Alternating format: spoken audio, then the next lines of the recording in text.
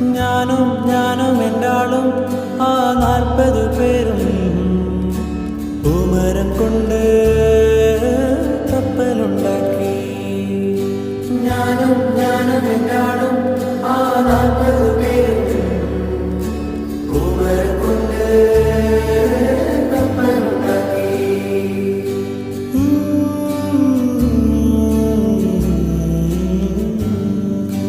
കപ്പലിലാണേ കുപ്പായക്കാരി പങ്കായം പൊക്കി